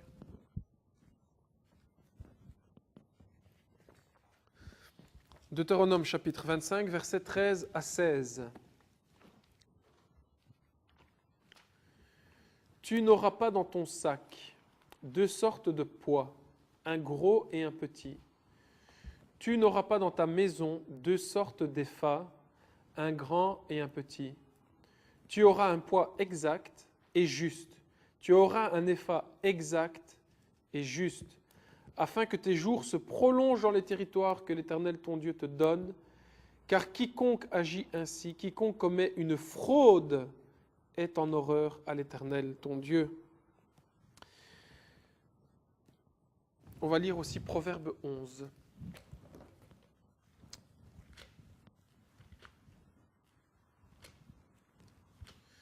Proverbe 11. Proverbe 11, verset 1.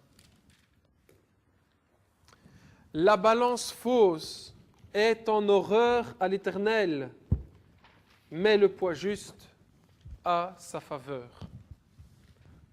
Alors, ici, l'Éternel, il nous dit, tout ce que tu peseras dans ta maison, tout ce que tu... Voilà, quand tu vas faire du marchandage, quand tu vas acheter, vendre et tout ça, tu le peseras d'une manière juste. Tu ne frauderas pas ton prochain. Alors, je trouvais ça assez marrant, parce que je me dis, aujourd'hui, c'est complètement inapplicable pour nous. Je veux dire, on va avec 1 euro au magasin, on en a pour 1 euro, quoi. Tu demandes 1 euro de bonbons, tu as 1 euro de bonbons. Tu ne peux pas frauder des euros, quoi. Je veux dire, bon, on peut inventer des faux billets, mais bon, allez, n'allons pas trop loin. Je veux dire, tu as 1 euro, genre, tu n'arriveras pas à avoir 1,20 € de bonbons parce que tu dis au gars, tiens, je te donne 1 euro, mais moi, 1,20 €. Je veux dire, voilà. Donc, ici, il faut comprendre qu'aujourd'hui, je me disais, c'est bizarre, ce texte, tout. Bon, enfin, après, il y a une expression qui est sortie. Non, pardon, c'est pas vrai. Donc, mais le sens spirituel de ce passage, pour moi, il est vraiment très important.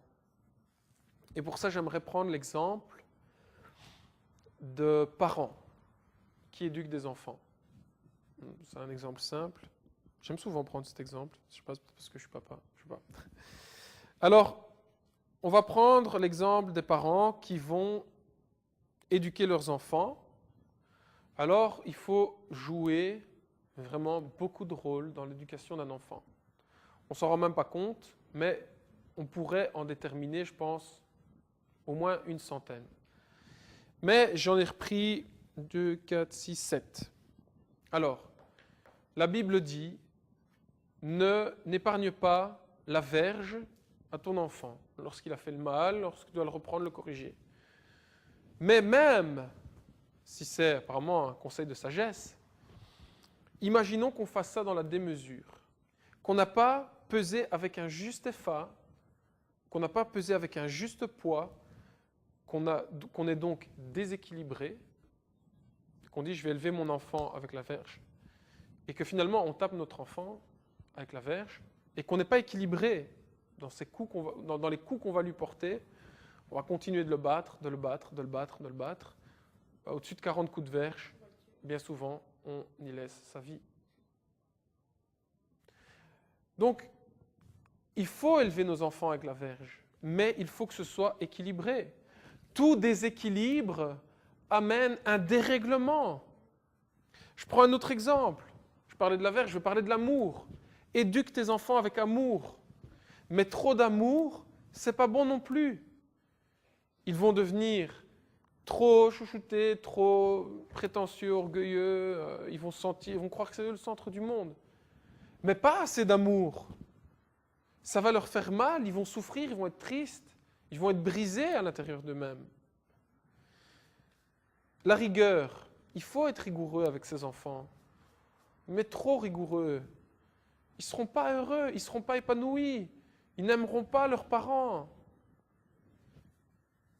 Il faut aussi élever nos enfants de manière relaxe, cool, de temps en temps avec une plaisanterie.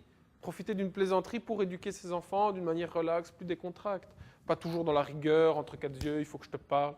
Non, on peut aussi faire passer des messages d'une manière relaxe. Mais, je vais dire, trop relax, ça va pas, ça devient des petits clowns, quoi. Toute leur vie, ils vont faire que rigoler, que jouer, voilà. Alors, même chose pour la confiance. Des parents doivent faire confiance à leurs enfants. Trop confiance, c'est pas bon. Quand même, fais confiance à ton fils, à ta fille, mais trop confiance, c'est pas bon. Tu vas les laisser faire ce qu'ils veulent à la limite, dans ton excès de confiance. Dans ton excès d'inconfiance, à ce moment-là, tu vas toujours être derrière eux et ça va être une vie impossible pour eux à gérer. Après, les interdits. On peut parler des interdits. Des parents doivent mettre des interdits aux enfants. Trop d'interdits, ils vont faire tout ce qu'ils auront envie dans votre dos. Pas assez d'interdits, ils vont se faire réprimander à la limite par la justice. Et pour le contrôle, même chose. Bon, je ne vais pas encore citer un exemple supplémentaire. Il faut contrôler leur vie, mais il ne faut pas trop contrôler leur vie, il faut leur laisser une liberté. Et il faut toujours avoir ce juste équilibre, il faut toujours avoir cette juste balance. Parce que chaque excès nuit en tout. Et finalement, si pour la foi, pour le changement dans notre vie, pour la repentance, c'est précisément pour ça que j'ai envie d'en parler, parce qu'on l'a cité, et je trouve que ce pèse tout d'un juste effort. Pour moi, c'est très important, parce que pour la repentance, on se rend compte qu'on est des personnes pécheurs, on est horrible aux yeux de l'Éternel, on est cette épouse adultère, on se livre encore aujourd'hui au péché.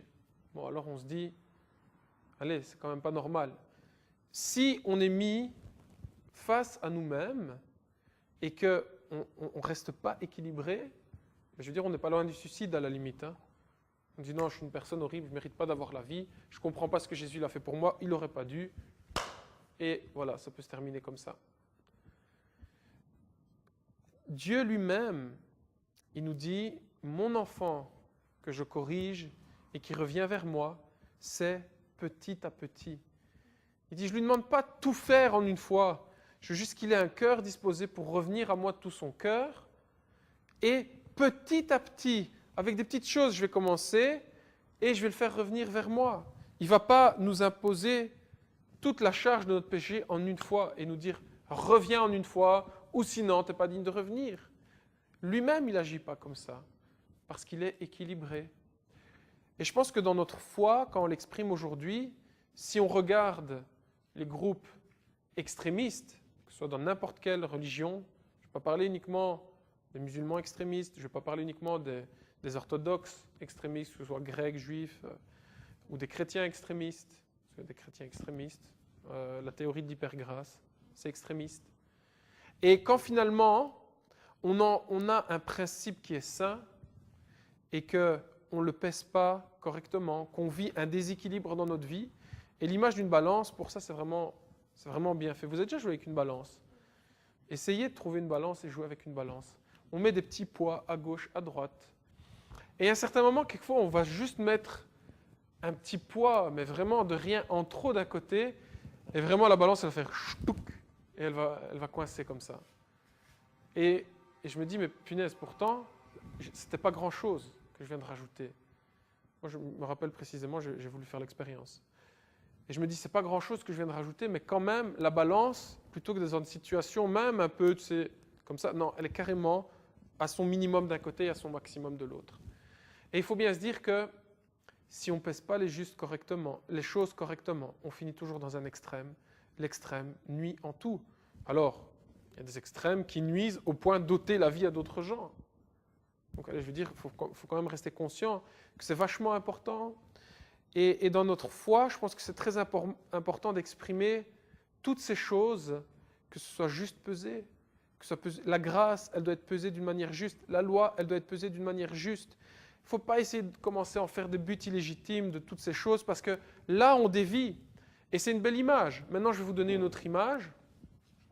On vient au monde. OK? On est là. On est réglé à 0 degré. On est vraiment bien droit et tout.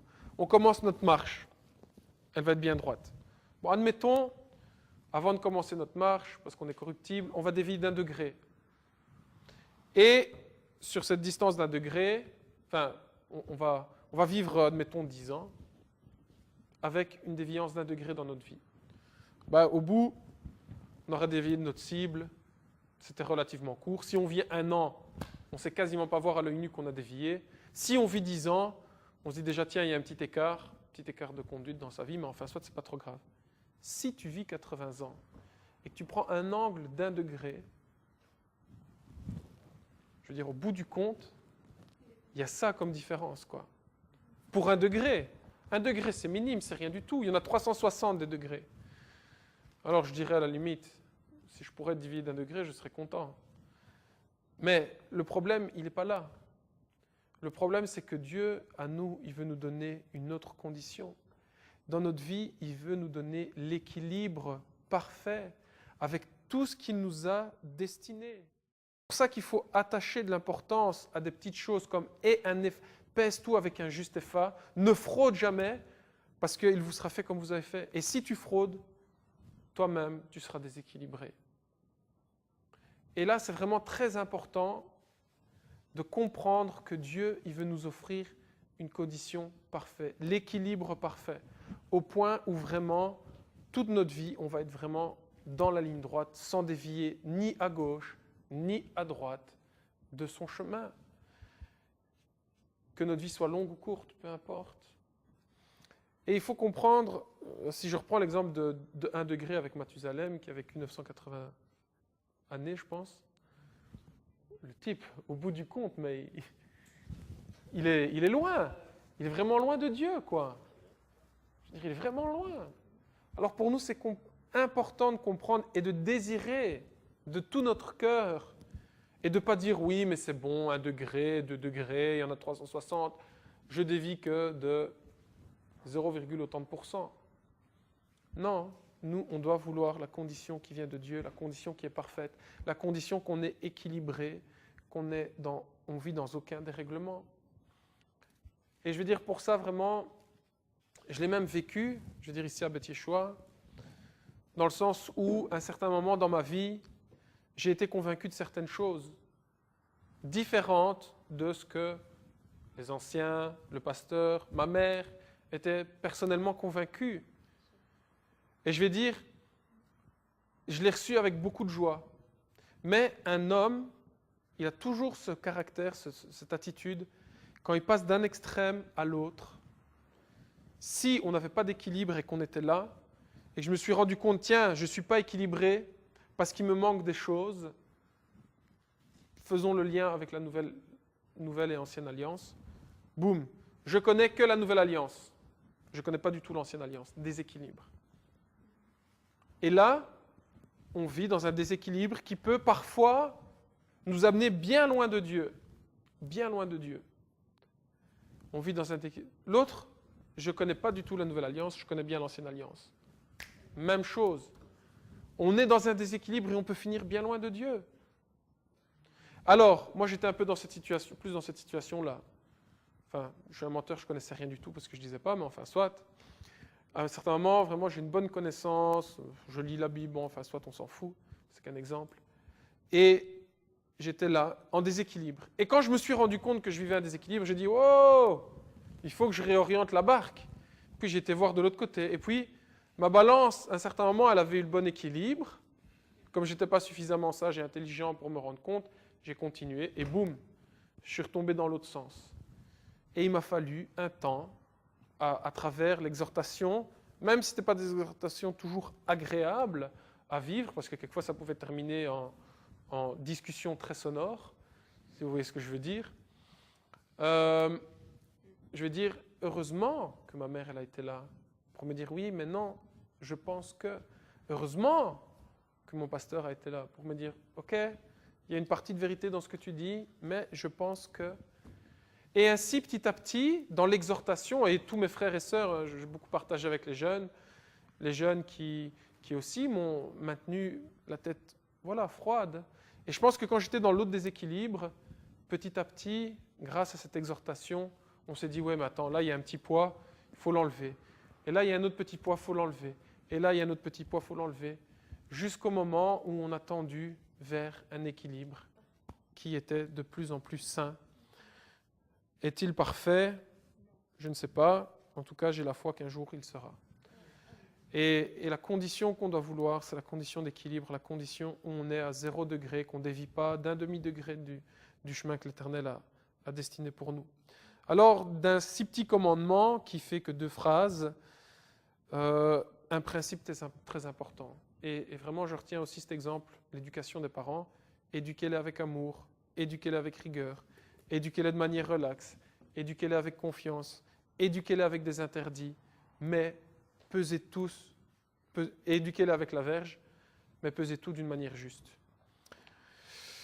Alors, j'aimerais finir sur 2 petites choses.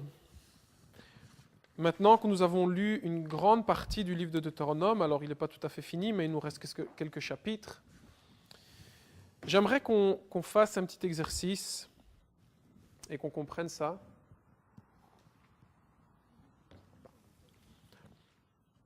Comme par exemple pour Acte 15, on a déjà dit à plusieurs reprises, les 4 lois d'Acte 15 trouvent une plus large explication dans Lévitique 17 et 18. Il faut savoir que pour les 613 commandements, c'est comme ça aussi. Il faut savoir que pourquoi on parle souvent des 10 paroles? Parce que si vous voulez, les 10 paroles, chacune d'entre elles est un classeur avec un thème majeur qui renferme d'autres commandements. C'est pour ça que Yeshua, il va même à la limite résumer ça en 2 choses. Aime Dieu, aime ton prochain. Et là, je veux dire, c'est encore 2 plus gros blocs qui contiennent tout le reste. Mais je vais dire, si jamais ça vous intéresse, j'ai un ami qui a fait cette étude et qui a su retracer tout dans les 10 commandements, retracer tous les commandements qui sont répétés dans le Deutéronome, et dans le Deutéronome est répétée l'intégralité de tous les commandements de Dieu. Et en réalité, il explique comme ça. Alors je vais vous donner une référence si vous voulez prendre note. Je vais vous laisser pour prendre note. Si vous voulez faire 3 colonnes, avec une colonne qui s'appelle référence, une colonne qui s'appelle thème, et une qui s'appelle commandement relatif.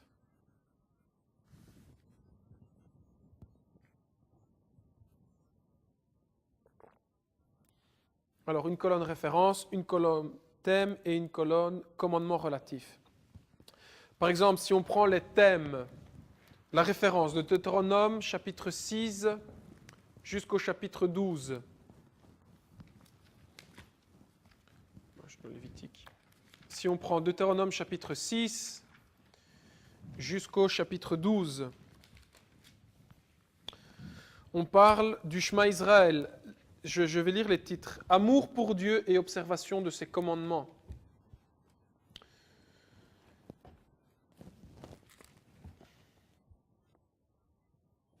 Là, il raconte l'histoire. Exhortation à l'obéissance et l'amour. Bénédiction et malédiction. Ordre de servir l'Éternel dans le lieu qu'il choisira. Alors si on prend Deutéronome chapitre 6 jusqu'au chapitre 12, le thème, je l'exprimerai comme la foi en Dieu et l'interdiction de l'idolâtrie. Et bien évidemment, les thèmes qui sont relatifs, le commandement qui est relatif à ça est le premier et le deuxième commandement. Tu aimeras l'Éternel... Non, pardon. Premier commandement, je suis l'Éternel ton Dieu. Donc, interdiction d'idolâtrie. Tu n'en auras pas d'autre devant ma face. Et deuxième commandement, pour prendre Exode 20. Quelqu'un peut prendre les 10 paroles. Exode 20.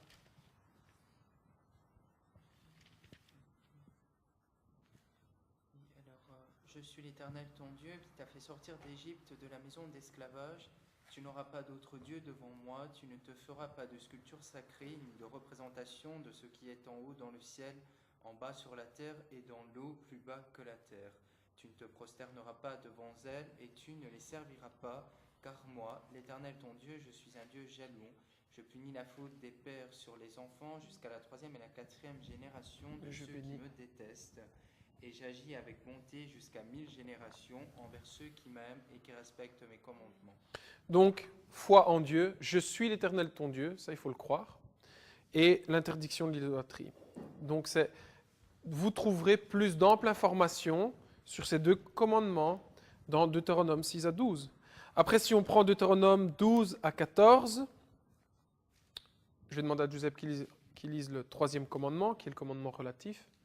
Tu n'utiliseras pas le nom de l'Éternel ton Dieu à la légère, car l'Éternel ne laissera pas impuni celui qui utilisera son nom à la légère. Ok, donc la sanctification du nom de Dieu. Si je prends Deutéronome 13, punition de l'idolâtrie au milieu d'Israël. Donc on a profané le nom de l'Éternel, et ainsi de suite. Je ne vais pas prendre d'exemple à chaque fois, mais je vous donne les références. Si vous voulez prêter vous-même à cet exercice, faites-le. Chapitre 15 au chapitre 16 du Deutéronome, 4e commandement, qui est le jour du Shabbat. Souviens-toi de faire du jour du repos un jour saint. Pendant 6 jours, tu travailleras et tu feras tout ce que tu dois faire. Mais le 7e jour est le jour du repos de l'Éternel, ton Dieu. Tu ne feras aucun travail, ni toi, ni ton fils, ni ta fille, ni ton esclave, ni ta servante, ni ton bétail, ni l'étranger qui habite chez toi. En effet, en 6 jours, l'Éternel a fait le ciel, la terre, la mer et tout ce qui s'y trouve. Et il s'est reposé le 7e jour. Voilà pourquoi l'Éternel a béni le jour du repos et en a fait un jour saint. Voilà, donc si on prend Deutéronome 15 et 16, on parle, il y a un thème. Le thème, c'est la sanctification du temps, qui est lié au jour du Shabbat. Et là, par exemple, au bout de chapitre 15 du Deutéronome, au bout de 7 ans, tu observeras la règle de la remise, le Yovel, le jubilé. Chapitre 16 du Deutéronome nous parle la célébration des fêtes, observe le mois des épis, célèbre la Pâque, et ainsi de suite. Donc on voit vraiment que toutes ces choses nous parlent que tous les commandements sont repris dans les 10 commandements. Et je vais finir la liste pour ceux qui seraient intéressés. Dans Deutéronome chapitre 16, verset 18, jusqu'au chapitre 18, verset 22, c'est la référence. Le thème, c'est le respect de l'autorité. Et le commandement relatif, c'est le 5e. Honore ton père et ta mère afin de vivre longtemps dans le pays que l'Éternel ton Dieu te donne. Voilà, donc on voit que c'est le respect de l'autorité, le respect des parents. Ensuite, chapitre 19 jusqu'au chapitre 21, qui est le thème de ce commandement, c'est la sanctification de la vie. Et le commandement qui est relatif, c'est le 6e. Tu ne commettras pas de meurtre. Voilà, et dans Deutéronome, je vais regarder si on a un exemple encore très flagrant.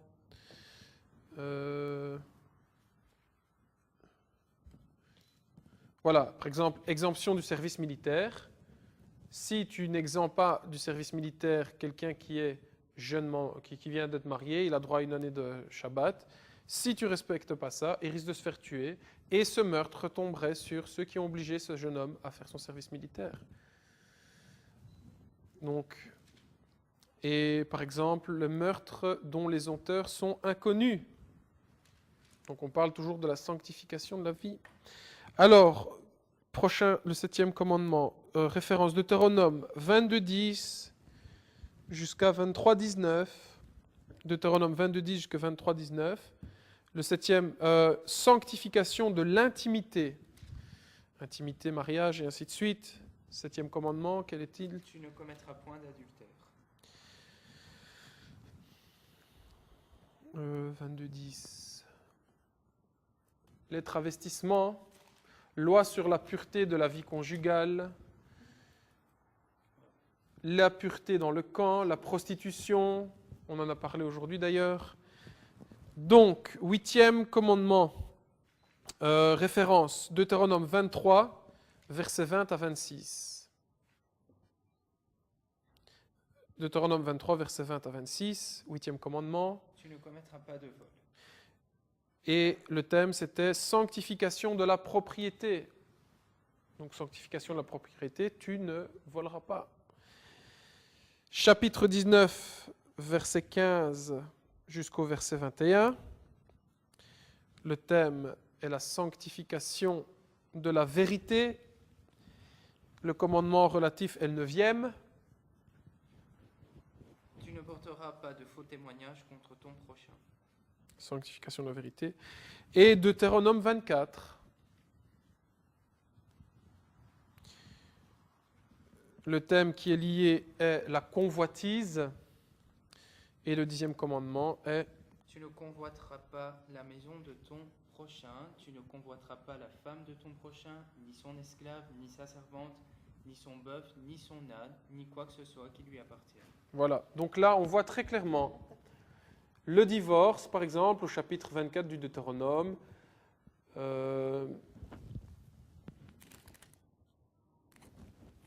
24 du Deutéronome. Bon, enfin, soit si j'ai pas tout de suite d'exemple. Mais en fait, ce frère, il a fait ce travail et je trouvais que c'était intéressant de savoir et de réaliser que finalement, tout ce qui a été répété dans le livre du Deutéronome trouve un moyen d'être greffé sur un des 10 commandements.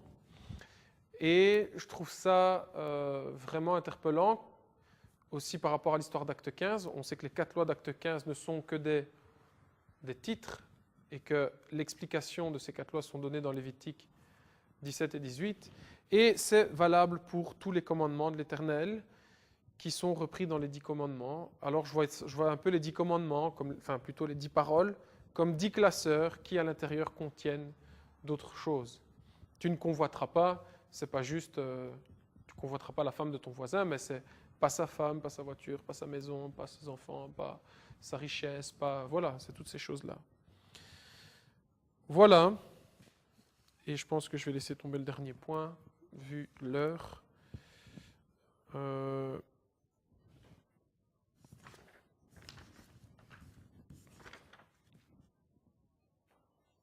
Je vais laisser tomber. Voilà. Alors, je vous remercie de votre attention. Je ne sais pas, est-ce que vous avez des questions, des réflexions parallèles par rapport à certaines choses qu'on aurait dit ?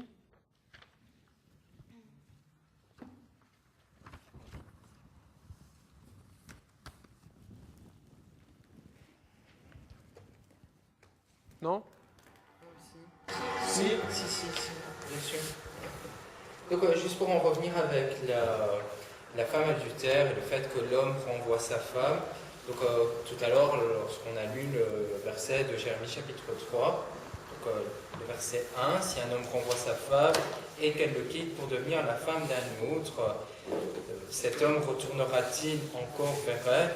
Le pays lui-même ne serait-il pas souillé ? Et toi, tu t'es prostitué à de nombreux amants et tu reviendras à moi, déclare l'Éternel. Donc juste ce passage m'a vraiment interpellé parce que par la suite, on a dit que l'épouse avait été déliée de son serment par la mort de l'époux et le fait qu'il soit revenu à la vie. Et alors justement, en Jérémie chapitre 4, la réponse se trouve pas très loin. Donc Jérémie chapitre 4, les premiers versets du verset 1 au verset 2. Donc ils vont nous dire, Israël, si tu reviens vers moi, déclare l'Éternel, si tu cesses de faire ce qui est horrible devant moi, si tu ne vagabondes plus de ci, de là, si tu prêtes serment en disant l'Éternel est vivant, avec vérité, droiture et justice, alors les nations se béniront les unes les autres grâce à lui, elles tireront leur fierté de lui. Et donc ce qui m'a marqué là, c'est vraiment, si tu prêtes serment en disant l'Éternel est vivant, et là maintenant, eh bien que les nations trouvent leur bénédiction en l'Éternel parce qu'il vit. Alors lorsque l'on se reconnaît pécheur, qu'on prend conscience de cette nature pécheresse, on accepte Yeshua dans notre vie comme sauveur, mais par-dessus tout, on reconnaît qu'il est vivant. On reconnaît qu'il est vivant en fait. Et donc on dit oui, je reconnais maintenant, il vit en moi, il est vivant pour toujours, il revient. Et justement, cela devient un sujet de grâce, un sujet de bénédiction pour toutes les nations. Fierté, évidemment, on tire de la fierté de ce qu'il vit, de ce qu'il est passé de la mort à la vie, de ce qu'il vit en nous. Et aujourd'hui, il nous tient auprès de lui parce que nous sommes revenus, nous nous sommes écartés de ce qui était horrible devant lui. Et donc, nous pouvons être appelés son épouse, être vraiment l'épouse auprès de cet époux qui était mort et revenu à la vie. Et les nations, elles tirent leur bénédiction, bien évidemment, puisque il est écrit tout genou fléchira, tout langue confessera que Yeshua est le Messie, mais c'est à travers le monde entier. Et là, ça rejoint la bénédiction d'Abraham par le salut qui vient en Yeshua, et toutes les nations seront bénies par cela. Et comme aujourd'hui l'évangile a été diffusé partout, aux quatre coins de la terre, voilà que les nations peuvent retirer leur fierté de ce que Yeshua est vivant. Amen. Oui, c'est très vrai. J'aime beaucoup aussi la suite du texte qui parle de la circoncision du cœur. Et c'est aussi une image de la grâce. Ouais. Ça, c'est, oui. Ouais. Oui, bien sûr, les versets d'après, les versets qui Mais sont... j'avais lu Jérémie pour essayer de résumer. Mais effectivement, en fait, c'est un long discours de plusieurs chapitres. Et finalement, on trouve que la conclusion bien loin. Bon, alors voilà, mais c'est vrai que pour ceux que ça intéresse, si vous lisez ces chapitres de Jérémie, alors vous serez plongé dans le contexte que Yeshua reprend bien son épouse, mais une épouse transformée, donc une nouvelle épouse. Clara ? Enfin, moi, c'était juste pour appuyer le verset Romains 6, 11. En fait, ici, dans la traduction, il dit « Et vous de même, considérez que vous êtes morts au péché, mais vivants pour Dieu en union avec le Messie, avec notre Messie Yeshua. » Que dans les traductions qu'on a second, ils ne mettent pas le mot « union ». Et donc, je voulais vraiment appuyer le petit mot qui vient en plus, en fait, dans la traduction de la Bible en grec. Si je... C'est Romains 6. Romains 6. Quand on l'a lu, enfin moi je l'ai lu ici dans la seconde 21, et le mot union n'apparaissait pas en fait. Ainsi vous-même considérez-vous comme morts au péché et comme vivants pour Dieu en Christ Jésus. Et ici c'est vraiment mais vivants pour Dieu en union avec le Messie Yeshua. Ça appuie encore plus le fait de mariage, l'union entre tout à fait. le Messie et... Tout à fait. Ok. Alors, je vais vous donner les références pour la semaine prochaine.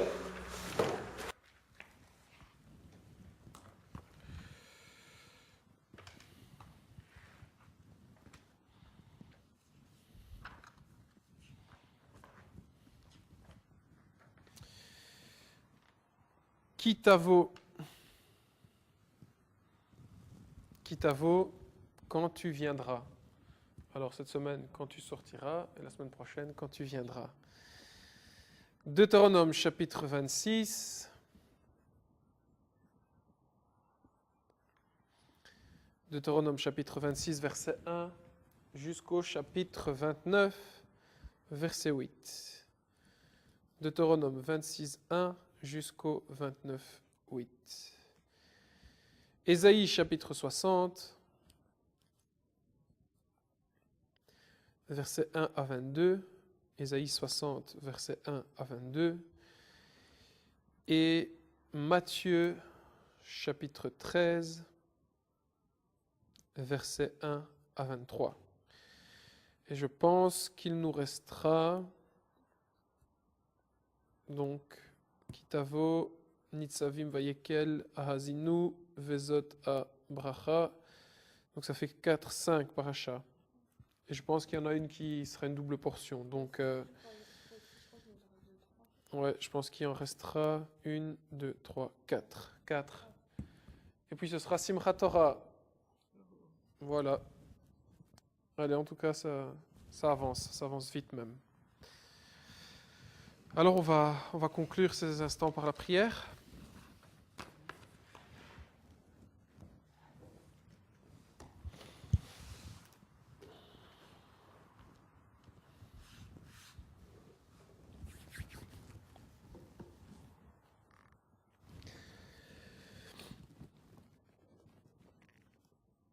Adonai Elohim, Dieu d'Abraham, d'Isaac et de Jacob, Éternel notre Dieu, Seigneur, vraiment, Seigneur, que te dire d'autre, Seigneur, que merci, Seigneur. Merci de ce don, Seigneur, que tu as fait pour nous, Seigneur. Merci de ce châtiment, Seigneur, qui t'a frappé, Seigneur, comme une malédiction, Seigneur, pour nous donner à nous la vie, Seigneur, la vie en abondance, la vie éternelle, Seigneur. Seigneur, je suis encore émerveillé, Seigneur, par tous ces textes, toutes ces écritures qui parlent à ton sujet, Seigneur. Mais Seigneur, je suis encore plus émerveillé, Seigneur, de comprendre la profondeur, Seigneur, de ce que tu as fait pour chacun d'entre nous, Seigneur. Vraiment, Seigneur, je veux te louer, t'exalter, Seigneur, et continuer de marcher, Seigneur, à tes côtés, Seigneur, à ta suite, Seigneur, pour le restant de mes jours, Seigneur. Et vraiment, Seigneur, ce que je veux te demander, Seigneur, c'est que notre intelligence humaine, Seigneur, est tellement limitée, Seigneur. Et l'homme est tellement mauvais, Seigneur, que nous ne pouvons que très faiblement, Seigneur, mesurer tout ce que tu as fait pour nous, Seigneur. Est-ce que j'ai vraiment à cœur de te prier, ô Père? Est-ce que vraiment tu ouvres nos yeux, Seigneur, que tu ouvres nos cœurs, Seigneur, pour comprendre, Seigneur, pour vivre et comprendre en profondeur, Seigneur, le don inestimable, Seigneur, de la vie de ton Fils. Et aussi de comprendre tout ce qu'il a accompli pour nous, Seigneur. Vraiment de ne pas minimiser par manque de connaissance l'acte qu'il a accompli, Seigneur. Vraiment, Seigneur, c'est ce que je veux te demander, Seigneur, d'ouvrir notre intelligence, notre compréhension, notre sagesse, Seigneur. De nous rendre voyants, Seigneur, si nous sommes aveugles, Seigneur. Et Seigneur, je veux aussi te demander, Seigneur, que cette nouvelle, Seigneur, que cet acte si grand, si puissant, Seigneur, que nous puissions, Seigneur, l'amener, Seigneur, aux enfants qui sont dans les ténèbres, Seigneur. Que nous puissions les éclairer, Seigneur, par la justice qui vient de toi, Seigneur. Plutôt que de choisir une autre épouse et de rejeter celle que tu avais, Seigneur, tu as dit non. Je vais donner ma vie pour pouvoir reprendre la même épouse. Et Seigneur, ce que je veux te prier aussi, Seigneur, c'est vraiment de nous faire réaliser, Seigneur, ce changement de condition dans nos vies, Seigneur. Seigneur, que nous ne soyons pas, Seigneur, semblables à ceux qui se complaisent, Seigneur, dans le péché, Seigneur.